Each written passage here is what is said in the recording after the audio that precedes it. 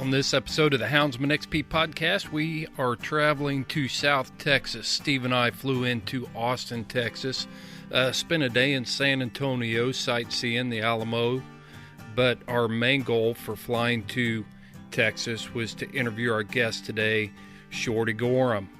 Shorty is a professional bullfighter with the PBR, also known as Professional Bull Riders, that circuit, and we're going to line this up with the World Championship Finals that are going to be taking place this week in Nevada, Las Vegas, Nevada.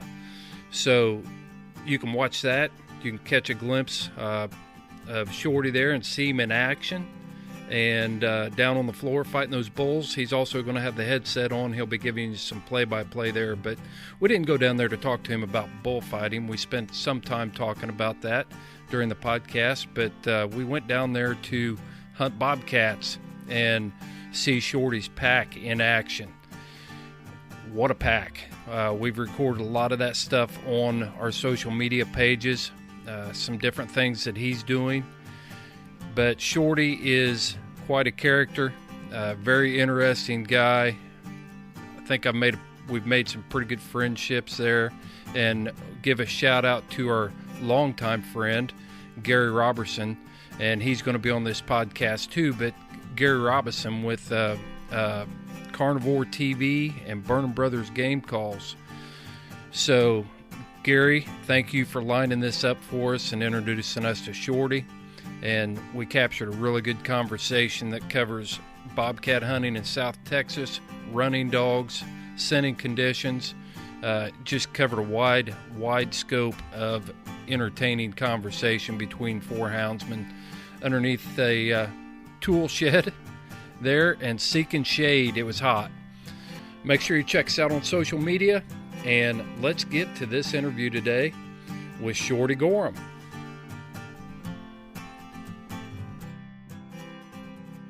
Welcome to the Houndsman XP podcast, and we are in South Texas in the brush country, and we've got some special guests with us today. Of course, we've had Gary Robertson on the podcast before with Carnivore TV. Welcome to have you, Gary. Thanks for coming and hunting with us. Thank you. I never miss an opportunity like this. That's right. And Steve, you're present. We've seen your picture on social media at the Alamo, so we know you're here. Yeah.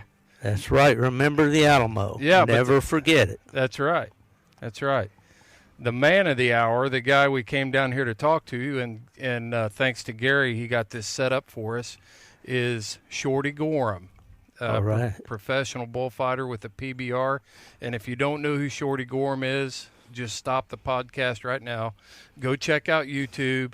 Check out his social media pages, things like that. But, Shorty, how are you today? Oh, man, I'm good. Glad to have you guys down here. Welcome to the brush country of South Texas. No doubt. Hey, we appreciate you inviting us down and letting us come down here. It's completely different hunting than anything I've ever done out here in this brush country. Yeah, I usually don't hunt when it's this hot most places, but out here this time of year, sometimes you just don't have a choice. Right. So, Steve, you had a bunch of stuff that you wanted to cover with Shorty. Oh, sure. Well, I've been looking forward to this for a long time, Shorty, honestly, and we've gotten to spend a little time here before the podcast last night and then today, and getting to see the dogs work and getting out in this wide open spaces of Texas is something that we don't see a lot back east, and that's always a treat to come to Texas for me. My first trip was way back in 1970 when I went through the Air Force deal, 69 actually in San Antonio and then San Angelo. But it's always wonderful to be back here for me personally. I've always thought that I probably should have been born in Texas because I really like the soul of this state out here. But at any rate, when Chris told me that we were going to be able to talk to you, the first thing I did was get on, as Chris just said, get on YouTube and watch the videos, and always been a big rodeo fan anyway. And well, why don't you give us a little backstory, Shorty, about where you grew up, what brought you to this part of the country, and what got you involved in bullfighting. Yeah, well, I grew up in Southern California, right along the Mexican border. Was born in a little town called El Centro. And if you don't know where El Centro is, then you're doing good in life. You don't want to know where it's at. It's a hot, miserable booger. But moved up to Orange County, to San Juan Capistrano, when I was about 12 years old, and grew up on a ranch there. And a lot of people don't know California's still largely ranching and farming. Actually grew up on a 40,000-acre ranch right on the outskirts of Orange County. So I tell people I had the best of both worlds. Could be in Orange County in about 5 minutes, or sit out there on the ranch and act like nobody else existed in the world. So real fortunate there, and had a childhood hero that was actually a bullfighter, and so I wanted to be like him. And so my childhood dream was always to be a bullfighter. And at in my early teens, I was traveling around youth rodeos and got to know some of the people that pro rodeoed, and had a neighbor that was a rodeo secretary. So every opportunity I had, I'd travel with her to the pro rodeos and hang out with the bullfighters and try to learn from them. And then moved up. I guess I was just turned 18 and got my professional card to fight bulls, and one of the best guys in the industry at the time has passed away since then. But Dan Russell had a bullfighter that quit, and they needed one, so I moved to Northern California for a little while, and started with the pro rodeos, and did that for a little while, and then got the opportunity to go to the National Finals Rodeo and work that. And about the same time,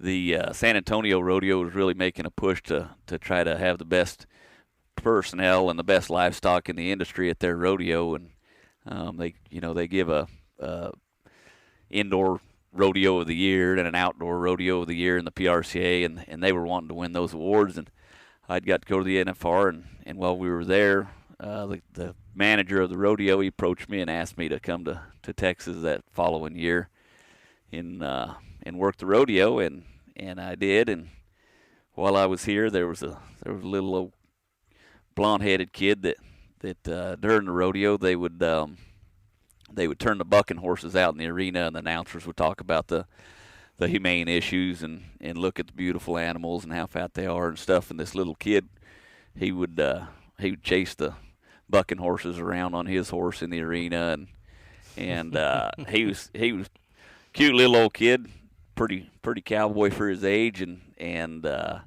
he and his family all knew all the bullfighters that I was working with, and Leon Coffey. A lot of people will know Leon, and so he got to hanging out with us in the locker rooms, and every morning or every evening after the event was over, his mom and grandma would have to come track him down, and he'd be in the locker room, and I always hoped that his grandma was busy because his mom was pretty good looking. And there you go.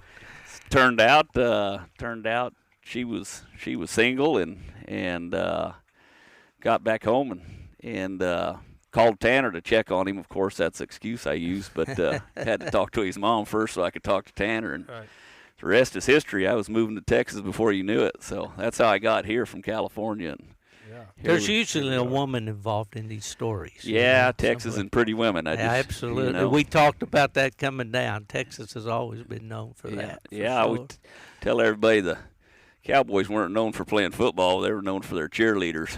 That's right. So tell us about like the day in the life of a bullfighter with the PBR. Well, it's pretty mellow. It's funny because we. How much does a bull weigh?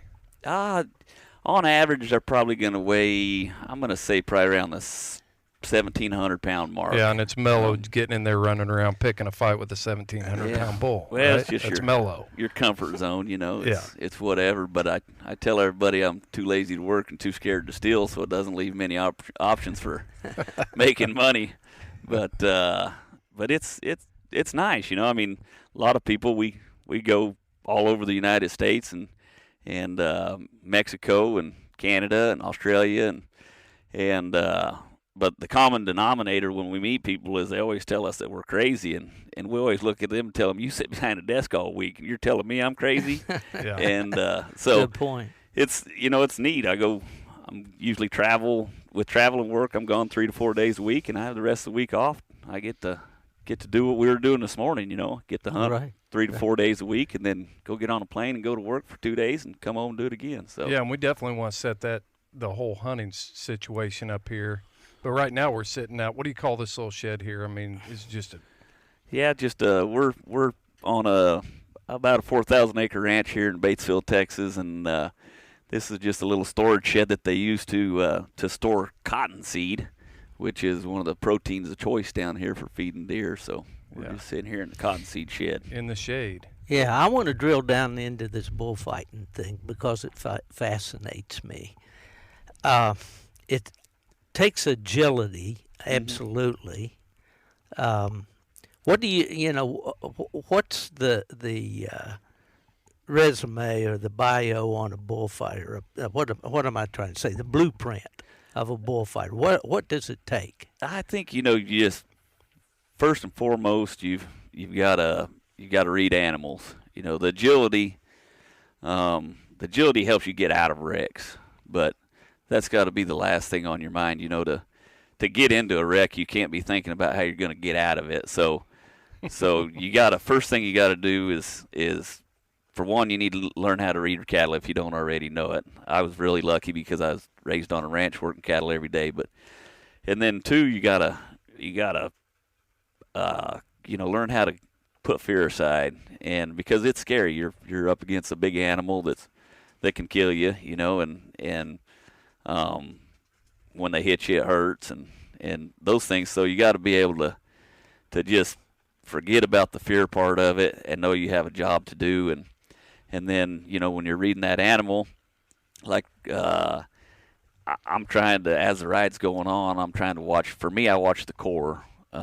Everybody's a little bit different. I watch the person riding them. I watch their core, because just like in all sports, wherever their core's going, that's where they're going. And if I can predict where that guy's going to win and where he's going to land and be there. Because most of the time he is going to land, right? Yeah, but even if they ride after the 8 seconds, they still have right. to get off, Yeah, and right. that's the thing is, no matter whether they ride them or not, it's still dangerous. And so my job is to predict when and where they're going to hit and try to be there and time it where I'm there about the same time, and then get that bull's attention, and it can be, some of these bulls they're going to want to move away from you. Some of them want to try to hurt you, and so at the same time you're doing all this, you're trying to get a feel for that bull's attitude at that very moment, and decide what I need to do to make that bull pay attention to me rather than the guy that's laying there vulnerable. And so sometimes it's hazing the bull away from the situation. Sometimes it's getting your hands on his head and getting him to focus on you. And the reason we put our hands on their head is if we can get those bulls to pick their head up, we can take them out of four-wheel drive for just a split second, get their front feet to come up and get that weight off their front feet, and then they're just driving with their back feet. They're not driving with all four, and it gives us a split second to make our move, and then try to take that bull in a direction where he's going to go away from the rider. And we, in the PBR, we always work with a 3-man team, so kind of triangulate that bull, and you're not going to outrun them straight, so you want to always go in a circle. And if I'm going in a circle, I'm going to run into my partner over there, and he's going to pick the bull up, and we just keep handing him off to the next guy until the bull figures out he's not going to win and gives up, goes back home. Are the bulls pretty predictable from event to event, or can yes you and kind no. of yeah? Do you get to know bulls like riders get to know bulls? Yeah, but same as the riders, I think it can screw you just as bad as it can help you, and we've all done it. I mean, but you think, oh, this bull's going to do this and he's going to do that, and so you set yourself up for one thing to happen, and then something else happens, and then you look like an idiot, and the guy gets hurt, and that's the thing that about our job when we screw up, people get hurt. So you don't want to screw up too often. So I always try to take those bulls jump for jump and just be there, be ready for anything, and just take nothing for granted. Yeah, exactly. Yeah, exactly. Don't try to overthink it. Yep. Right. And you've been doing this how many years now? 26 Shorty? years. Wow. 26. Yeah, That's I've been awesome. with PBR for 14 years, but Yeah. so Now you do some teaching, or you have schools and things. a little bit, yeah. Mm-hmm. We'll take some young guys that think they want to be a bullfighter, or some of them, have been doing it for a while, and we can kind of sharpen their skills, or help young guys get into it and learn the proper way starting out, because. So did you start that? You've got another company. You've got your own company called American Freestyle Bullfighting. Yeah. Or is it Fighters? American Freestyle Bullfighting, you're right. Yep, American Freestyle Bullfighting. And Gary, you went down and did you attend one of those schools? Yes, sir. And you've recorded a couple episodes for Carnivore TV on that. Yes, sir. We, of course, we did a little cat hunting, but then we built the whole show around those schools and those kids. And it was quite an education for me because, I'd been around stock all my life, raised on a ranch down here, and I never knew that, bulls are left-handed and right-handed just like we are, and how they favor, certain, like to, go with one horn or the other. Yeah. And just to watch the way they train those kids. And of course, when I first came down here, I'm like, okay, I'm thinking, here's going to be a bunch of smart aleck kids that may be a little bit difficult to deal with. I was shocked. Those kids were of high character. Some of them weren't kids. We had one that was 42 years old, and he was a little over the hill. He was an attorney in Seattle, Washington. Several of them were college graduates. Wow. But they had one common denominator, and that's that they all love that adrenaline rush. Yeah. And it was pretty amazing. So what episodes were those? Do you remember the season and the episodes? We did those not this season, but the season before. Right. And then, of course, we came down and did another show with Shorty this year, but we built that show around the fighting cattle, which, it's just like rodeo. Which is a whole nother part of this. Oh, yeah. But, unless you draw, the right bull, you can't, I don't care how good a fighter you are, that bull's 50% of the score. Mm-hmm. You can't win with that bull. Just like if you're trying to ride him, if he's a dink, he's going to score 20 points and you're going to score 50. Well, that's 70. You're not going to win anything. Right. So you want that baddest son of a gun. And, of course, I would, I wouldn't want that baddest one. You didn't get in the ring and you didn't go through the training? I did do that. At age 66, I tried to, Phil Lyon, who's Shorty's father-in-law, he and I kind of stayed behind the chutes a little bit, although we did help push cattle up occasionally. There you go. Yeah. I grew up in the hills of West Virginia, when we didn't have anything like that.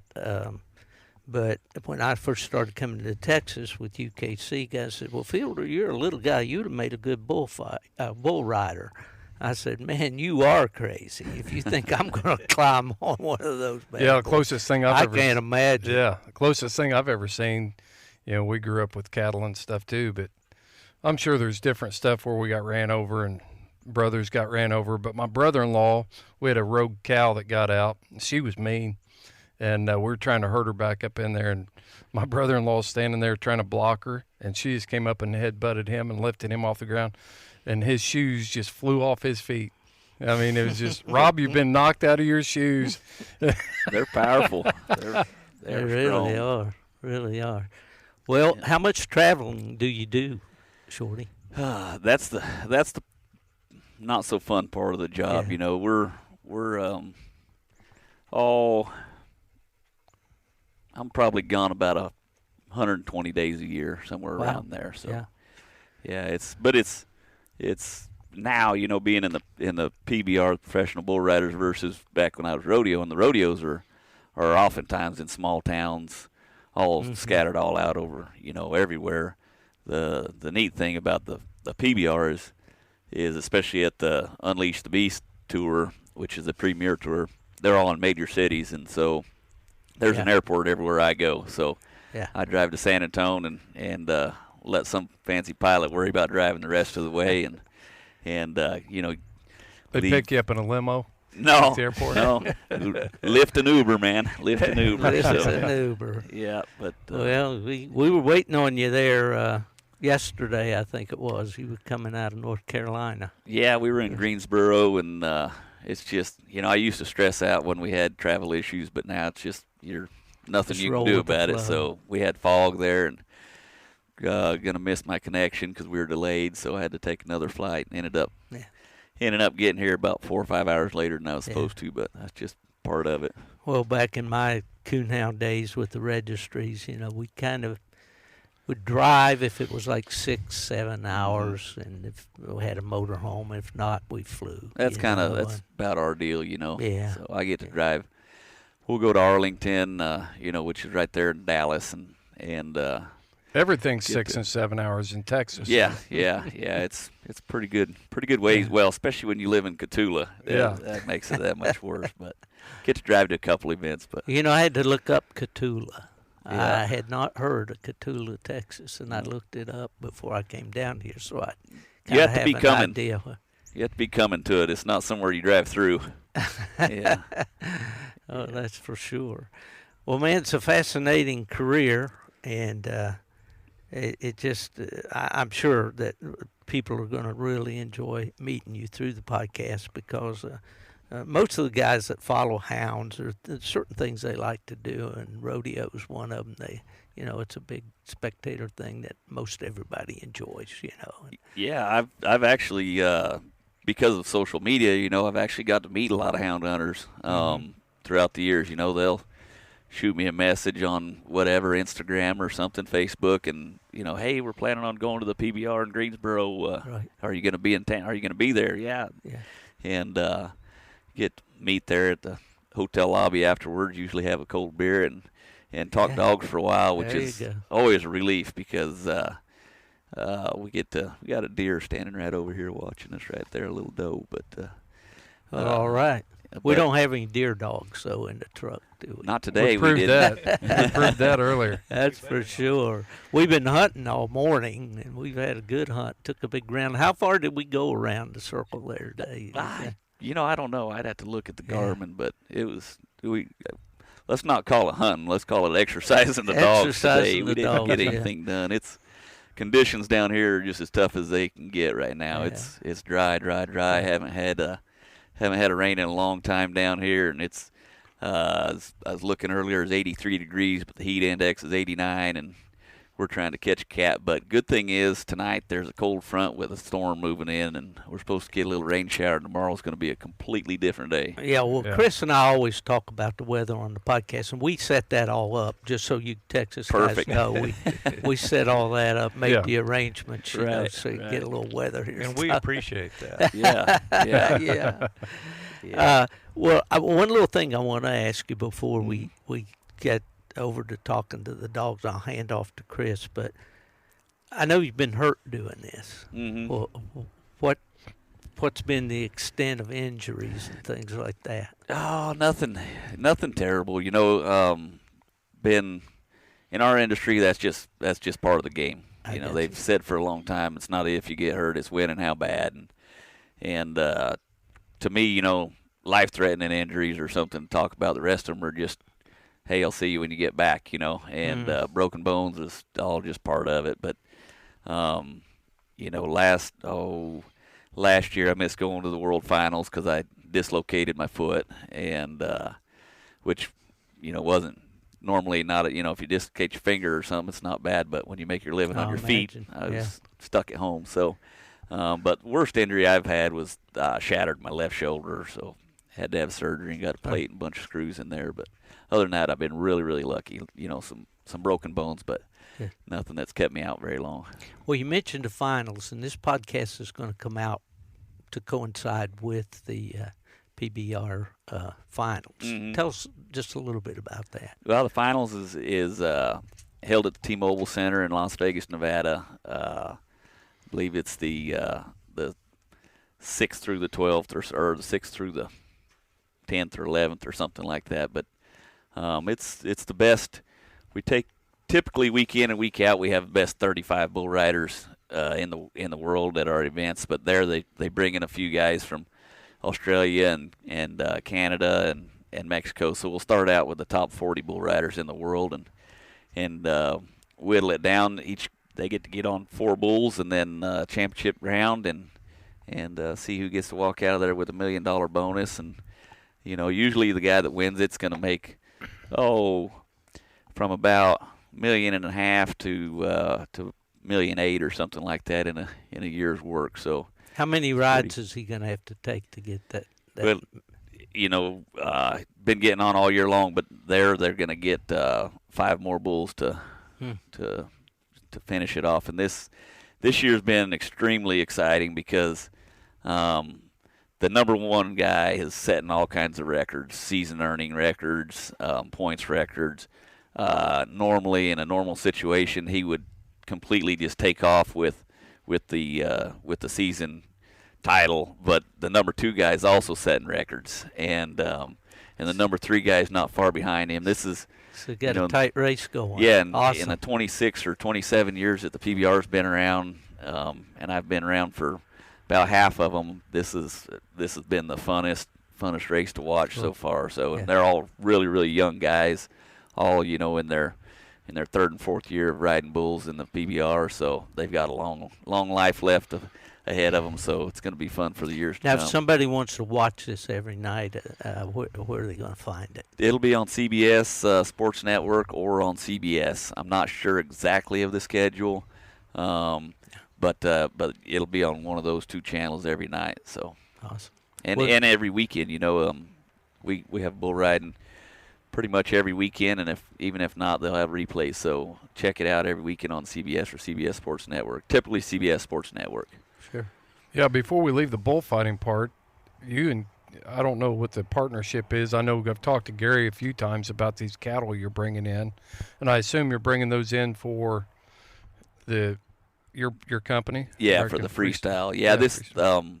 So my wife's uncle and cousin actually own these bulls, but we've put together our own set of Mexican fighting cattle, and went and we bought a bunch of cows, and then we went and bought the best 2 breeding bulls we could find, and been raising them, and pretty excited because here typically you want to wait until they're 2-year-olds to test the females. Mm-hmm. And so the females, the first batch of females are going to be 2-year-olds here in January. So here, December, January, we're going to have some more bullfighting schools, and we're going to be testing those heifers. And what we're testing them for is how aggressive they are and different qualities that it takes to be a female that we would want to breed to. Yeah. And simultaneously, I've actually started another opportunity with these cattle with the American Bucking Bulls Incorporated, and we're actually having a competition for the females where we can take these females and go, pay $1,000 entry fees, and people from all over the country can come do the same, and we're gonna match them up and see who's got the best cattle, and just like you would at a field trial or anything sure, else. that's neat. Yep. Gary, you described these cattle to me a couple times. What's your impression of these cattle, and what's been your involvement with them? Well, the only involvement I've had with them is just coming down here with Shorty and then watching the school and then going out and actually, being in the pasture with these cattle. But the thing that strikes me about the cattle is, the fighting cattle are not big. The cows are small, and as long as you stay in the pickup, Shorty said we need to stay in the pickup. Well, it's not because you would think it's because they're so aggressive. Well, it's not. It's because these cattle are wild, and it's not until you cut one off by itself that they get really aggressive. Mm-hmm. And to show you how wild they were, we decided we were shooting video of the cattle, and we'd kind of fed them down the road, and then moved away from them. We decided to fly a drone back in over the top of them, and shooting cattle for video. Yeah, we were shooting, just video of them, and when those cattle saw that drone coming, holy smoke, they threw the tails over their back and left there just like a deer would. Yeah. I mean, normal cattle would not do that, but I mean, they're watching everything. These cattle don't miss anything. They're like wild deer. They're more like deer. Wow. Yeah. And then tell me about the aggressiveness of these cattle. Well, what I thought was most interesting is these cattle are the same cattle that they use in Spain or Mexico with the matadors. Mm-hmm. But they want when they screen those cattle, they want those bulls that flow with the matador. That, in other words, sticks their head in the cape and keeps it there, and just follows the cape around. Well, any of them that are high-headed, as Shorty describes them, those guys don't want them, because that bull is too aggressive. He's looking for the guy. He's not keeping his head in that cape. Well, that's the bad fighting one. That's the worst one. Mm-hmm. And of course, that's the one Shorty wants. So the culls that they have fit perfect into Shorty's program. Fascinating stuff. Yeah, it's and that's the interesting thing. They've been breeding those bulls for that doe's bringing her little fawns up here now. They've been breeding those bulls since the early 1700s, to be aggressive and they're bred to fight to the death, but they are more like deer. They want to get away from you when they feel confined. They're like a deer crossed with a hog. When you get a hog confined and then he gets aggressive, it's about the same. The hog hunters out there will understand what we're talking about there, but yeah, but nobody's ever bred them for freestyle bullfighting until now. So we're trying to reshape the qualities that we're looking for, and so that's why we're starting this breeding program and its DNA registry with ABBI and having these competitions so that we can create something specifically for the freestyle bullfighting. So tell us about freestyle bullfighting, because it's actually its own sport and its own league. Are there leagues for that, I guess, or yeah, well, yeah, what are you doing with that? It's its own association. So okay. So basically, if you're watching a rodeo or whatever, you see the bullfighters are out there saving the cowboys. But in freestyle bullfighting, it's a place where these guys can demonstrate their skill one-on-one with a Spanish fighting bull. And some places will use crossbred bulls or whatever. In our association, I strictly use the Spanish fighting bulls. I think they're more aggressive. I think they're more exciting, and they're small bulls, so these guys are really able to demonstrate their athletic ability. They're doing front flips over them. They're doing back flips over them. They're jumping them with pole vaults, pogo sticks. It's really cool watching these guys. But the competition is they have to survive in the arena with the bull for 35 seconds. Okay. Or 30 seconds, excuse me.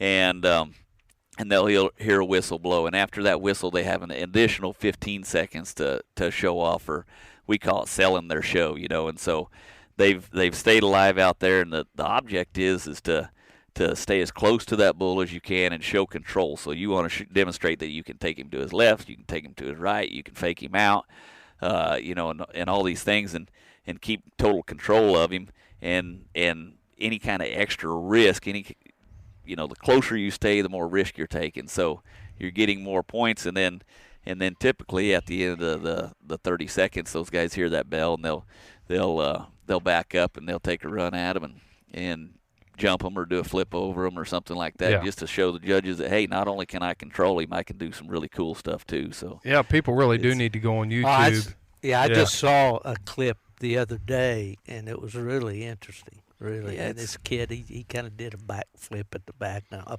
up on the stage or whatever. Mm-hmm. Yeah. You can, on social media, you can find it at Shorty Gorham AFB, which American Freestyle Bullfighting. And you can follow us there. We're always putting new material out there for everybody to see. It's right.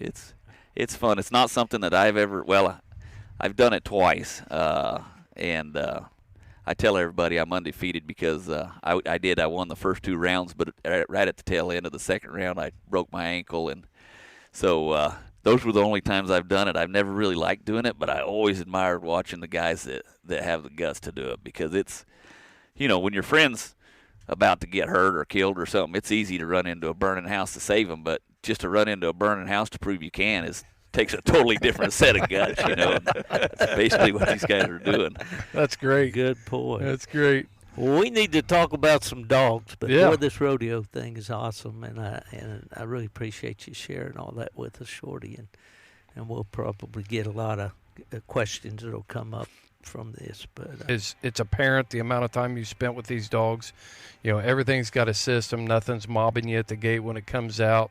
You're collaring each dog when they come back. They're very orderly getting back in the truck. So, you know, there's no beating, there's no yelling or screaming. Everybody knows their job and their place. And I'm sure it wasn't that way automatically, but that's one of my first observations of your dogs. Absolutely.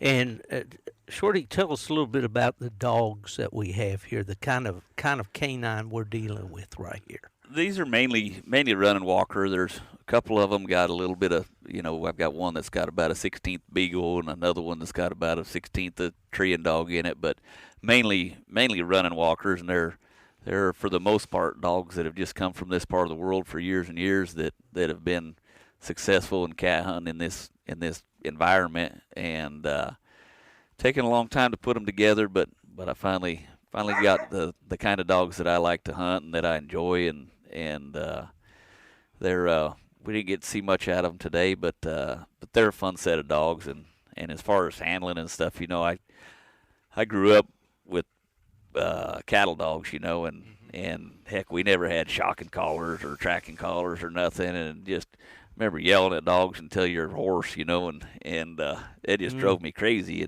and I thought, man, that's not fun, you know, and so as soon as the shocking collars came out, I figured if I was going to have a dog and feed it, I'm going to enjoy every second with it, and yelling at it's not one of them. So I just, if they're not going to mind, you know, they're not going to stay here.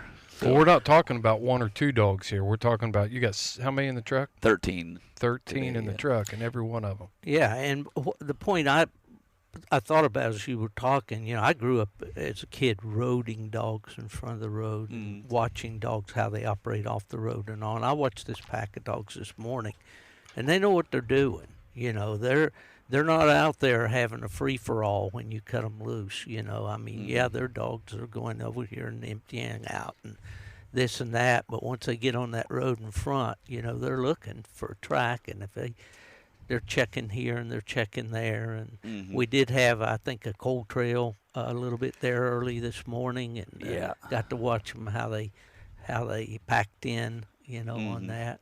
And, but it is very, very dry here. Yeah, it is dry. It's like this time of year. It's terrible. If you know, probably, I don't know, Gary, if you're not within 30 minutes behind that cat, you're just not going to trail them up and get them jumped. You know, it's just that kind of weather right now, and so. But you'll see a night and day difference come tomorrow. I think we got 100% chance of rain, so of about a quarter of an inch, but just a little moisture will change, you know, and we're down in this neck of the woods. I don't mind sharing the secrets because it's all private land, you know, and so I don't mind telling everybody that this is the densest bobcat population in the U.S. right here, so there's a lot of cats, you know, and I've got dogs that are you know 2 years old that have 150 to 170 cats under their belt. So they know there's cats out there, and that's one of the things that I specifically breed for, is that overwhelming desire to catch game, you know. And I think that's, besides brains, I think that's one of the most important things there is just that no matter what, they want to catch game, and I think it helps them, and they start at a younger age that way. And you know, I raise them loose from the time they're, you know, big enough to not get run over there at the house by vehicles, and leave them loose and let them run rabbits and whatever they want at their own pace. And when they get to reaching out too far and ending up on the neighbors, then I put them in the pack of dogs, and they already know that there's game out there, and they go looking, they're going to find it. So. Well, to paint a picture of what the pack looks like, you know, these are predominantly tricolored dogs. You've got some what we call red tick. You've got a couple, or one I know that is predominantly red with some white trim and some ticks. The typical, they're 45-pound, 50-pound dogs, up on legs real good, tight. Deep-chested, you know, look like they can burn the wind. Sounds like a bench show judge. Well, unfortunately, I've had to play that role before I know too. it. I know it. But believe me, I used to give seminars at the Westminster Dog Show in New York City. Mm-hmm. I would 100 times rather be sitting here on this tailgate, Absolutely, here in Texas, talking to you fellas Right. than I would be to doing that. But there's good people in that sport too. I don't Sure. want to, but at any rate, yeah. Well, Gary, you grew up right here, pretty close in this country, right?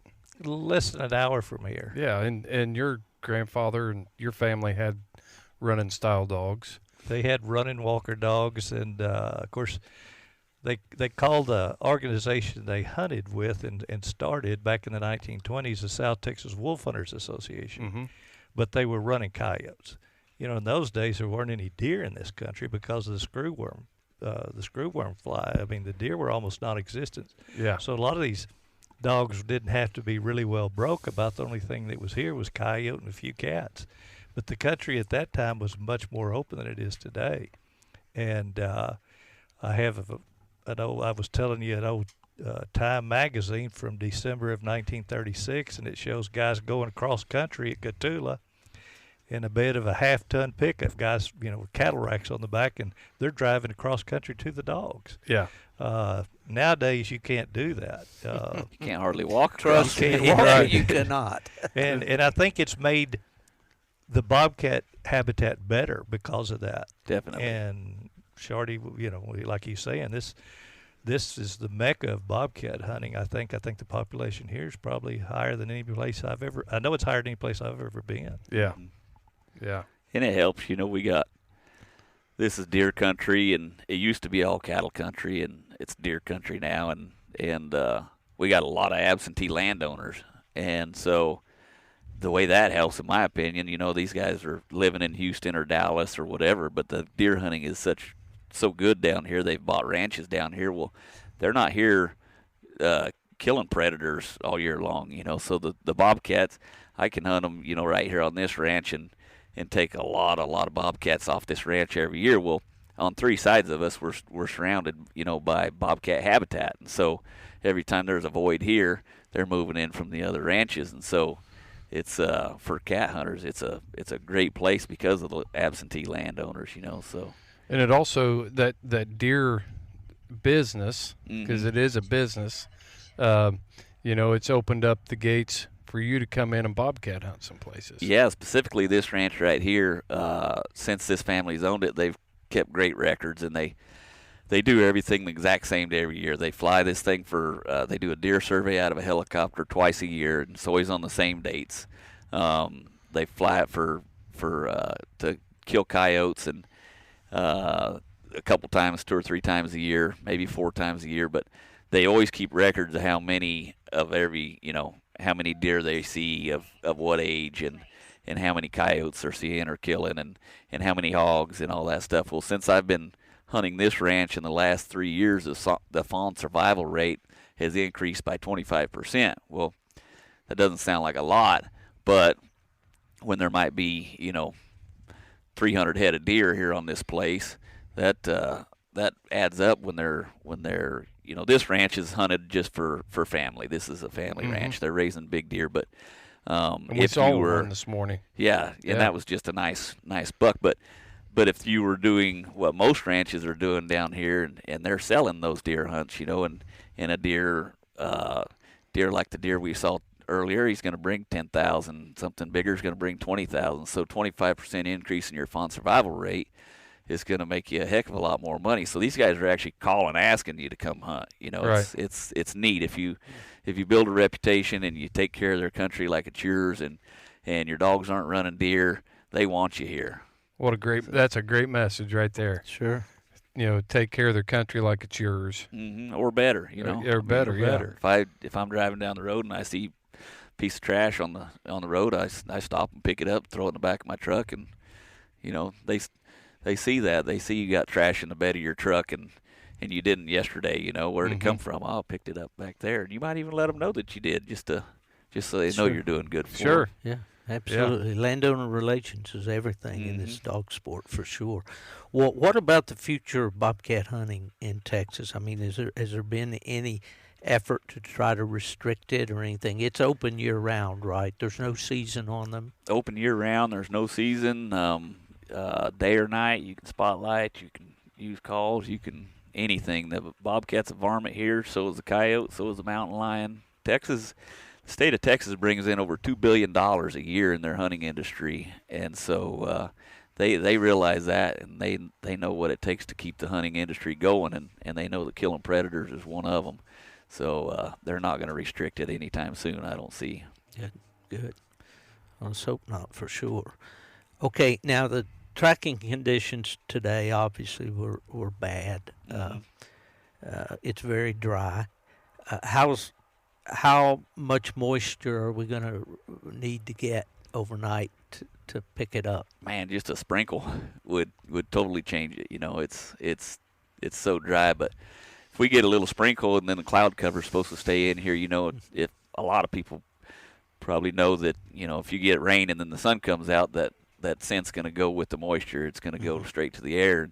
But if that cloud cover will stay in here and keep that evaporation from happening so fast, we'll be able to trail a cat up. You know, it's several hours ahead of us, where today, if they were several minutes ahead of us, we weren't going to get it done. So now, how is this cat typically run down here? I mean, when the pack gets him and there's, you know, the track gets up and they've jumped the cat, or take it from the time they strike the track. Yeah, usually you know, these cats, once they, you know, they're gonna trail it up. This set of dogs is they move a track pretty fast. So once they get them jumped, though, these cats, there's different pockets here that they like to be in. You know, sometimes you'll have them in a black brush, which is kind of a tall, straight, stemmy thorn that's a real hard brush, and the dogs can't push through it. They, you know, and those cats will run in that. You'll get some pretty good races just because those dogs can't push through that brush.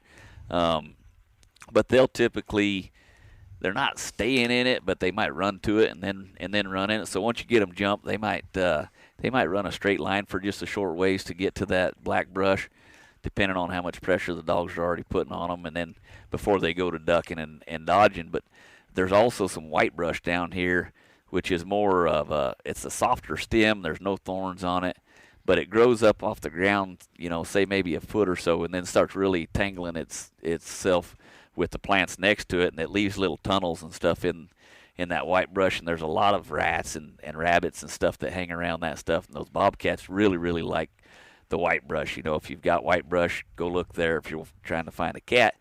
And if they're in or around that stuff, boy, they'll just instantly go to ducking and doubling back and forth. You know, I showed you guys a little white brush thicket here a while ago, and it's probably 120 yards wide by maybe 200 yards long.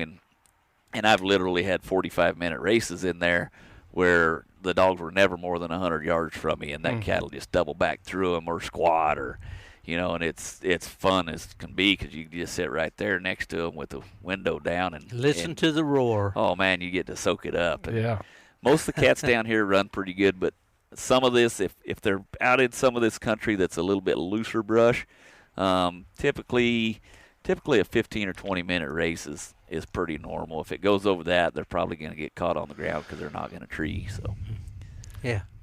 So percentage of the cats that get caught versus treeing? I've never kept track of that. That's something that when we talked about that a little bit yesterday, I'm going to start keeping track of that because to me that's something that's interesting. I do know that the better dogs I've raised and the faster that they've gotten, that number has dramatically gone up. You know, my races have gotten shorter, and there's a lot less trees. It's a lot more cats caught on the ground, but it's definitely more than half of the cats that I catch are on the ground. I would say probably in the 60 to 70% range, something like that would be on the ground. Right. Yeah. Well, what about? Oh, go ahead, Chris. No, I was just agreeing and keeping the conversation rolling. Breeding of dogs interests me a lot. Yeah. And I think it does most of our listeners. And you and I and Chris had talked a little about the way you breed these dogs, and I found it really interesting. You use some frozen semen. You select these sires, and now just tell us a little bit about your breeding program, how you do it. I know that sometimes you once you determine you're not going to use a particular dog, you may neuter that dog or whatever. Tell us about that. Yeah, and the main reason I neuter them is because I hate leaving a dog in the kennel when I go hunting, and so when I have females in heat, I can still take those males, and if I have a stud dog, I leave him at home and I take the rest of the pack. So it's not like you're having to leave half the dogs at home because you got a female in heat or whatever. So that's the main reason I do that. But as far as the breeding goes, wait a second. So you're neutering part of your dogs. Have you noticed any kind of performance issues with anything? Nothing. No, the only thing that I have noticed is and a friend of mine and I were talking about it the other day. He said, "Man, I don't like spaying females or neutering males because they get fat." I said, "So what? You're saving money on dog food. Don't feed them as much." But no, I haven't noticed anything. Right. If anything, they've gotten better because they're not sniffing the females. They're not peeing on the brush. They're there's a reason that the horse industry castrates all the horses, because it's not fun to ride a stallion all day long, So, right. And the dogs are the same. Their behavior. If I really had it my way, when I raise a set of puppies, I keep them all, and just because I like to evaluate the breed, or that cross, and so I keep them all because I want to know exactly how they were hunted. I want to know exactly how many made it, and what that cross is throwing. But if I wasn't doing that, I would hunt all females, hands down, 100%, not a doubt in my mind. I would hunt all females just because I don't like the peeing on the bushes or the tires and the being growly or anything like that. So that's part of the reason I castrate them. Yeah. Right. So, absolutely. So now we talked a little bit about line breeding or family breeding the dog. How do you work that usually? Man, I'm a big fan of the line breeding, and in fact, these dogs that I have right here, I hunted with a friend of mine, Robert Kerr, a while back, and he had some really good dogs, and there was 3 dogs that really seemed to stand out in there, and they all came from a bloodline. The guy's name was James Land, and I believe, Gary, he was a coyote and a hog hunter. Is that correct? I knew him from hog hunting.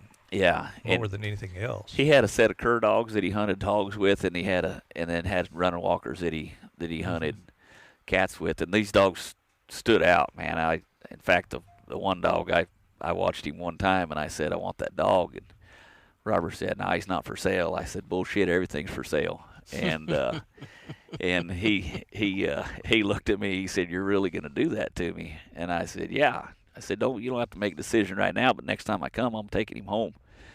And so I did. I came the next time, and I said, "You figure out a price?" And he said, "You're serious?" And I took the dog home that day, and then ended up later on with the brother and the sister, and those dogs were real heavily line bred dogs, and unfortunately Mr.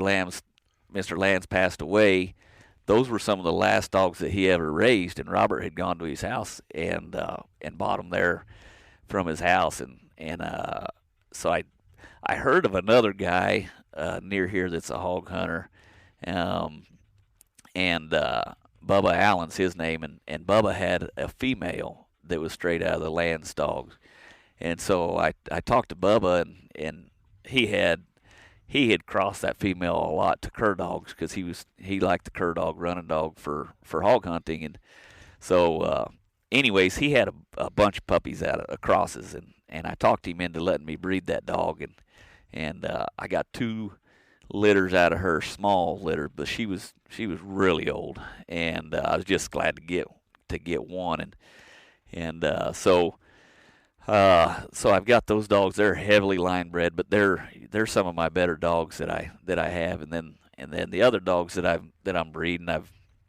got some from California and stuff. I've got a friend over there that's been line breeding his own line for quite a while, and he's looking for the same things that I am in a dog, and so he got pretty tight in his in his lineage, and I got pretty tight in mine, so bred a male of mine to his, and we split the litter, and we just made another breeding where we bred real tight. He bred from that litter back into his bloodline, and I did the same, and we're splitting those litters. And so I'm a big believer in the line breeding. Yeah. I think you can really screw up doing it, and I don't mean by having 3 eyeballs and stuff like that, but I think any faults get magnified as well as exactly. any Sure. any good traits. Yeah. Well, Gary, you've done a lot. You've been around running dogs and hounds, or more traditional hounds.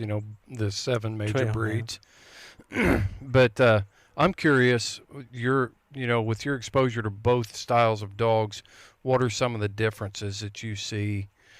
This truckload of dogs, or if you brought, we were hunting with your dogs, because you're raising blue ticks. Right. Of course, my blue ticks don't act like most of the coonhound blue ticks. I don't want a dog that's independent to a fault. Mm-hmm. I want my dogs to act like these running dogs. If I got one dog that strikes, the rest of them better be getting there to throw in and help. Mm-hmm. I don't want to see, dog open here and another one going the other direction. Because if you're going to catch a cat or a lion, you have to have teamwork. Mm-hmm. And these dogs have to work together. You have a dog that's better at starting a track or trailing a track, then you're going to have better dogs. You can see, watch on that Garmin, you've got dogs swinging out here, shorties that are out there looking. My dogs tend not to swing out as much, but unless they make a lose, you'll see them start swinging. But they tend to just fall in line more like the running dogs. And I think, the trailing dogs probably have a little more desire to trail than the running dogs. Some of the running dogs, they want to run. I mean, that's why these running dogs are bred for hundreds of years to pack Speed. and run. Yeah. Yeah. And Speed and drive. And that's, but that's the difference. But like I say, the last thing I want a dog to do is be independent to a fault. If she's right or he's right, I want them to stay with it, but I don't want them to completely ignore everybody else and just go off and do their own thing. See, and I think he said a key word, and that was or words I should say was teamwork. And to me, in the big game and Bobcat, probably Fox and stuff, they've got to have teamwork, and that's, I look at myself as a coach, Mm-hmm. and I'm the owner of the team and I'm the coach, and you go look at any good football team, and that coach has a disciplined set of players that work together as a team, and that's to me, that's how I look at it. And I like to have a couple dogs. Some people down here, there is a lot of cats, and they like to, for instance, my father-in-law's dad, he didn't want dogs to cold trail a cat up. He wanted to race right now, and if he didn't get one, he'd call the dogs and go on up ahead, a little further up to where he's going to find a hot cat.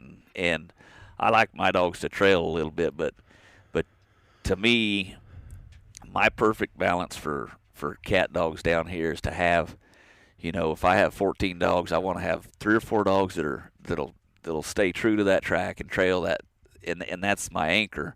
And then the rest of the dogs, I like them just out swinging out there looking for that track, because, well, those dogs are trailing right here. If that cat, turned and went 90 degrees to the right, one of those dogs might hit it over there Mm-hmm. 50 yards, and that just speeds it up. Oh, yeah. It's just, you're just taking time out of that track. And so, but you can have too many trail dogs for bobcats down here, I think. You can have too many dogs that are out there swinging looking. So it's trying to always keep that balance. And Well, I was doing an article this past week just before we came down, and I talked to a well-known coonhound breeder back east, and another fella has a pup there with this guy, and they're, and the first fella I mentioned is hunting that dog. And the question, I was kind of the messenger to ask him how this guy's puppy was doing. And he said, oh, he's doing good. I think he's going to make it, but he's a little too independent right now, and he's missing some opportunities to get in on some things because he's out there doing his own thing. But he said once he gets it all together, I think he's going to be good. Well, I think that kind of speaks to what you're saying, Yeah. isn't it? Kind of, Yeah. you know, they learn from each other. Yeah, right? absolutely. And at the same time, the dogs, like he said, they can't be too independent to a fault. And sometimes in these dogs, if you get, to me in the running dogs, if you get a dog that wants a trail, sometimes they don't want to pay attention to the dogs up there that actually got that track ahead of them, and that's the hard part to me is keeping that respect for the other dogs, and when they hear that bark, pick their nose up and get their butt up there, and then you know, and then that track's already been covered. Absolutely. Why does he need to come by and cover it? Yeah, You even know, if it hadn't been covered, if that dog, you know, swung or if around he's- there and hit it way if he's up there, got it, yeah. But the shoot, dogs that want go. to trail behind the dog Yeah. that's already made Yeah. that line, yeah, I got it. Well, that's and how many litters will you raise a year? You said you keep them all. I try to raise at least one litter a year. You know, I like a lot of dogs, and I think we're all get kind of partial to dogs. It's man's best friend, you know. So sometimes it can be hard to get rid of one that you need to because you like that dog's personality or whatever, but he doesn't have the talent. But to me, when I have too many dogs, it keeps me real honest in culling the dogs that aren't pulling their weight. You know, in my opinion, every dog, you know, has to be an asset to the team in some way, shape, or form, and otherwise you're just wasting feed on them. And so, I'll keep a lot of dogs around just to keep myself honest on. Yeah, that's a good You know, good point. You said you start the puppies usually they just run loose and they start on rabbits usually or jackrabbits or whatever. we've got cottontails and jackrabbits both down here, and so I leave them loose and let them run those rabbits. Heck, I let them run deer. I really don't care. Whatever they want to run, they can run. It doesn't matter to me and they're running coyotes, whatever else. I don't know. You know, I just leave them loose 24 hours a day, and About what time do you pin them up then? At what stage? I usually wait until the neighbor calls and says he's got my dogs. yeah. That's the gauge I use too. Well, to me, you know, I can haul that dog to the woods one time a day, and I can hunt that dog for several hours a day.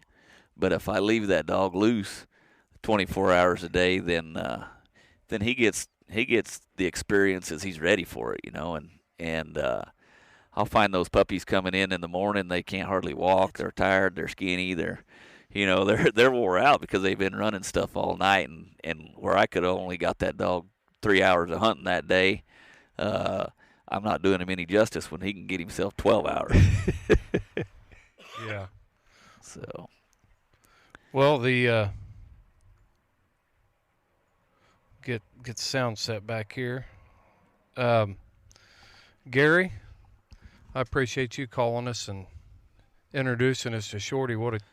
I've enjoyed spending time with you. We're gonna do it more. I agree. Yeah. I hope so. I can get a flight into Austin pretty cheap. Yeah, absolutely. And Frontier Airlines, I couldn't believe it, man. I think I flew into Austin from Tampa for like $200 round trip, something like that. It wasn't bad at all. Yeah, I picked mine up for $166 from here, you know, round trip from Cincinnati. That's a shout out to Frontier Airlines. We'll expect Maybe we the can get royalties. them for a sponsor. There you go. There you go. There you go. Always looking for sponsors, aren't we, Shorty? yeah, absolutely. Yeah, Can't have too many sponsors. that's right. That's right. I'll tell you like I tell everyone else, I'm going to hunt whether you're here or not, so you might as well be here. So it's up I to believe you. that's true. I And that's the believe truth, you know, and that's why his dogs, you know, behave like they do, and hopefully we'll, you know, I've got to leave this evening, but, you know, hopefully you'll get on a race tomorrow and you'll see what these dogs can do, because I tell you what, it's extremely rare that when they, you know, I can't tell you like Shorty can't on cold trailing what the percentage is they might catch, but if they get one jumped, I'm putting money on this pack. They're going to catch it on the ground, or they're going to tree it. Yeah. There's not many escapees. These dogs work as a team, and most of the time, like, conditions will be different tomorrow. Most of the time, if they can smell it, they'll trail it up. Right. The majority of I mean, the high majority of the time. Right. It's just terrible right now. Yeah, we haven't had rain here in 3 months. Yeah. Is that right? Yeah. Yeah. You know, and I know people back east think, oh, it's so dry. Well, it rained 2 weeks ago. No, here it's been 3 months, and the same way in my country. Although today I looked on the radar and I'm getting rain at the house this morning. Yeah, you've been celebrating all morning. Oh yeah. Not only has it not rained in 3 months, it's been 106 degrees and Really? 15-mile-an-hour winds. So it's like running a blow dryer over it all day long every day. So Yeah, Yes. I know. I looked at the forecast for the week in anticipation of this trip, and I noticed one day there was going to be 98 degrees. I said, "Whoa!" You know, Oh, yeah. I'm leaving Florida, and I'm going to hotter weather Yeah, than what I yeah. got down here. But hopefully we'll get in a white brush thicket tomorrow, and we can get a little recording so we can play for everybody at home. Oh, so that'd they be Yeah. good. can Yeah, for hear sure. South Texas Cat Race There on, you go. on the We might have to podcast. stop. That'll be our pre-roll There for you the go. podcast. There Yeah. you A go. little hound music rolling through the brush. That'd be good. Gary, what kind of you got any good stuff coming up from Carnivore or Burnham Brothers?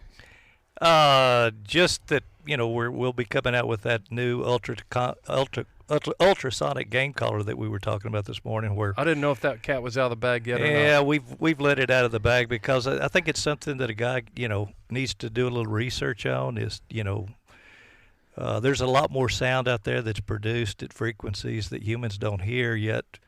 These coyotes can hear and these bobcats can hear, and we can hear at about 20,000 hertz. That's the frequency level humans could go to.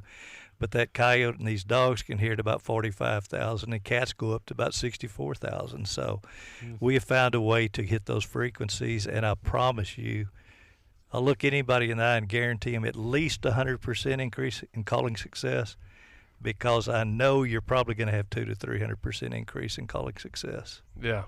That it makes that much difference. Yeah. Cat's So- out of the bag because I saw coyotes running past my house south for Old Mexico the other day. So they know it's coming. The word is out.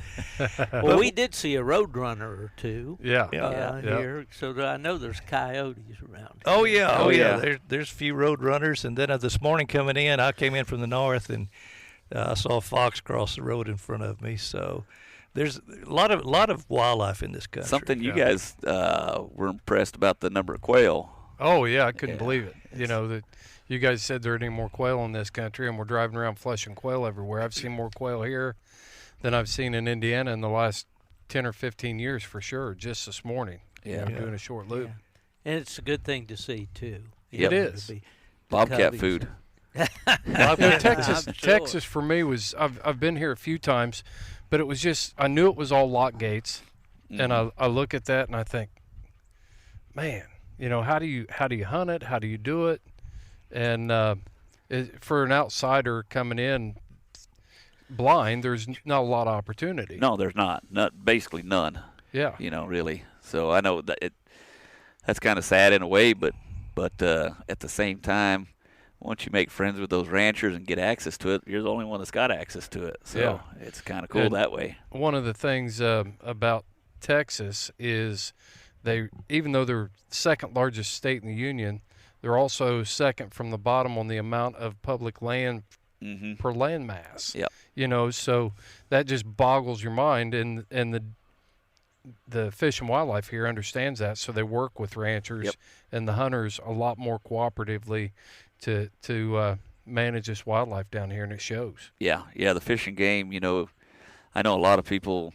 I've traveled a lot and hunted different places and stuff, and it's always when you hear Fish and Game, the guys get all gravelly and grouchy and whatever, because Surely I know not. the relationship isn't always great there. But here, shoot, we love our Fish and Game. If I see something going on shady, I'm gonna call my local guy Ryan and tell him exactly what's going on, and he knows everything I know, and they're good people. They're out here trying to help the ranchers, and like I said, Texas does $2 billion plus in the hunting industry, so these guys are going to work with each other and make it work. Yeah. Well, it's certainly been a good time so far. Good podcast. You got anything else, Steve? I don't. I can't add anything. I'm learning here. This is my first bobcat hunt with running hounds. Wasn't a read very good some one. Good book. Oh no, well, you know, It we can only all go know. up from here, Shorty. That's right. Well, He Shorty, just you didn't know- want to set our expectations too high. No. We talked about that a little bit this morning in the truck, Shorty, when you talked about sometimes when you have clients or whatever in to hunt and they ask questions, they don't really understand why something's not happening right now. Yeah. You know, yeah. pop. But if someone's experiencing hunting and with Mhm. hounds, you know it doesn't always happen that way. Yeah, and I think most of the listeners are going to get it. They've been there, and but I try to anybody that's a non-hunter that I take, I try to start explaining scent and animal movement and all of that stuff before we ever get there, because as you guys listening know, when your buddy's sitting there looking at you with their hands going, what the heck's going on, and you're trying to tell them what's going on, they think you're making excuses and you feel dumb. And Right. yeah, I try to fill them all in on all the bad things that could go wrong before anything Make your goes right. excuses up front. Yeah, There get you them go. out in the open. Good deal. Yep, that's valuable. Sure. So that kind of, we didn't even talk about your guiding and outfitting business, Shorty. Yeah, just getting it rolling. Really, it's something that I've been guiding for probably the last 10 years for other people, and with the bullfighting, and being gone all the time, it's hard to, well, our busiest time of the season is hunting season, so it's hard to get away. And I'm a 41-year-old bullfighter, so I know I don't have too many more years left in that arena. So it's time to start, getting ready for after bullfighter life. And I really took to heart that you find what you like to do and figure out a way to make a living at it, and you'll never work a day in your life. And I've done that all my life, and I don't want to change. So that's why we're going with the outfitting. But it's we're not doing all game. It's just going to be strictly bobcats and lions, because that's what I love to do. So. And you've proven this pack all over the United States. You've done lion studies with Florida Fish and Game Commission and been in California and yeah, all over Yeah. with these dogs. yeah, and it's fun. I hear that the dogs need to adapt. They need to adapt and all this stuff. Well, coming out of here, I haven't seen an adaptation period when I go other places, because you see what it's like here today. Anywhere else you go from here, these dogs are like, oh, wow, this is cool. Yeah. I can actually smell, So I dropped those 2 pounds of mine out here, and they would turn around and look at me like, you got to be kidding. right, yeah, no, Really? exactly. What about your Florida exploits down there? Man, I had a ball once I got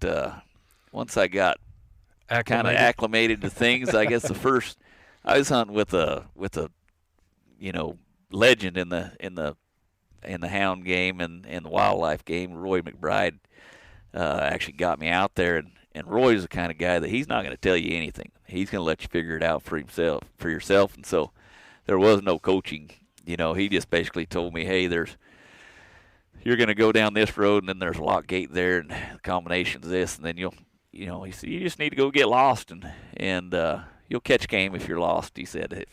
So Did he give you any food or water? I had some, and I went out there, and the first day I came back, I said, hey, Roy, this hunting in these swamps is a little different. And he kind of giggled, I'm not used to hunting around alligators and moccasins or cottonmouths, whatever, and all this stuff. I said, you know what I figured out, Roy? I said, walking across the swamps, I said, the deeper that water gets, the colder it gets. And he kind of looked at me funny. I said, yeah, because my huevos got way higher up in my throat than they did when that shallow water. Yeah.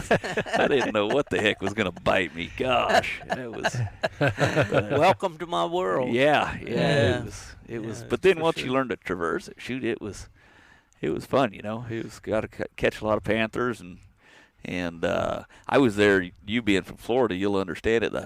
I was there in a high water time, so we actually only got to put a collar on one panther because if there's since the 80s, I think they've only lost one panther doing a study, and they don't want that to change, and so they're very, very cautious. If there's any water anywhere near that they think when we sedate that panther that he could possibly get in and drowned when it falls asleep, they won't even do it. And so we only got to collar one, but it was fun, and it was neat, and It was a lot different than I thought. A lot of people asked me about the scent, and they said, could those dogs just run away?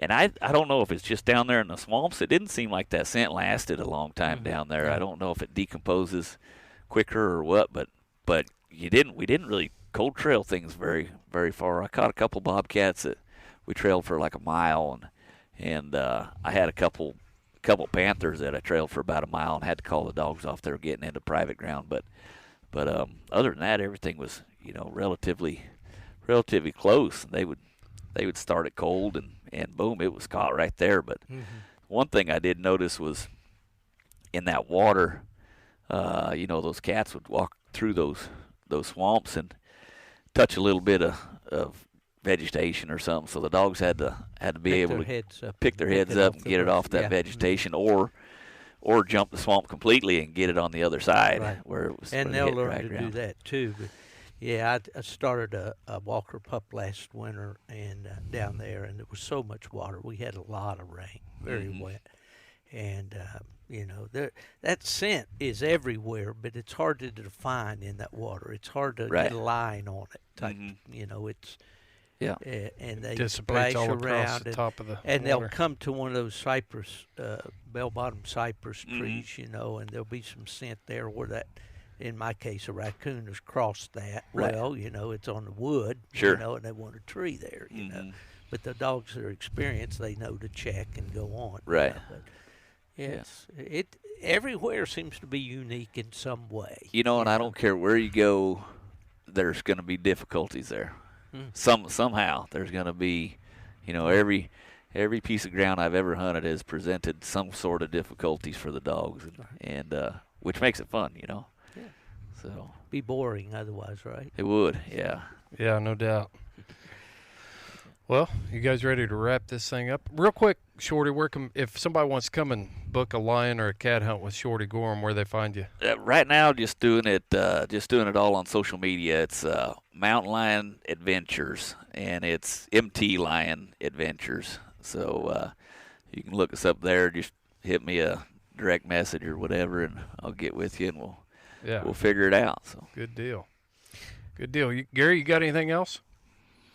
No, except I really am glad y'all invited me down here to hunt with you guys. And you invited us. Well, maybe that's right. But it's been a fun morning. One thing, we were able to get a lot of visiting done in that pickup when you don't have a race going. But one cool thing about Shorty is, and Steve, we've done several TV shows with him. He's one of those guys that the more you're around him, the more you like him, because he's genuine. And that's so important. I guess I got to buy you lunch now, Gary. I'm thinking I'm getting hungry, and we're going down here to Batesville to Desi's and get into some Mexican food, but it'll be good. Yeah.